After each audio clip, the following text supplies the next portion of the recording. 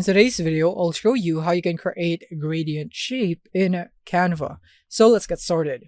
So first of all is that I'm going to show you the easiest one. So basically you just need to go here into elements and just go for any shape that you'd want. For example, I would want a star shape. So I can go here and then we now have this quick add star shape right here. So we can click on that and it will now be imported here into the project. And from here, we can change the color inside the star into a gradient one by selecting it and click here on color right here at the top and then go here into default gradient colors option right here. So right here, I can change that, as you can see, into gradients.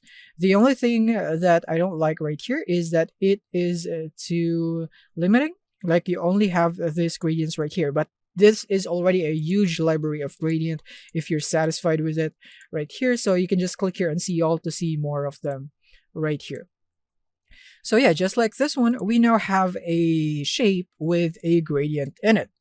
Now, if you don't like the gradients right here and you would want to customize your own, then your choice would be going here into elements and then going for a gradient right here. Next is that you just basically need to go into graphics so that it would be a customizable gradient. For example, I would want to go for this gradient right here, or maybe this one. So the beauty of choosing a graphics gradient is that you can change the color inside it.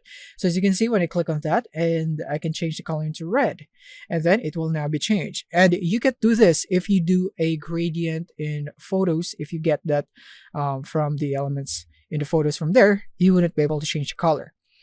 The only thing is that we wouldn't be able to put this in a shape or in a frame, because to put this into a shape, I would want it to be inserted in a frame. So I go here into elements and go into frames and go here and look for the shape that I want. Let's say star again. And then I would now have this star frame, and I just need to drag this image right here to put that right here. But it's not draggable because this is not an image. So what we're going to do instead is that we're going to go and add another page and then copy this and then put this in the page. Is that I go and do this right here. I expand this to fill the page as much as possible, just like that. And then I share. And then go here to download and then basically just download it as a photo once I am now satisfied with my customization of the gradient. And now once it's done is that you would now be able to download that, and basically the idea is that we're going to import the photo in here and put this here in the frame right there.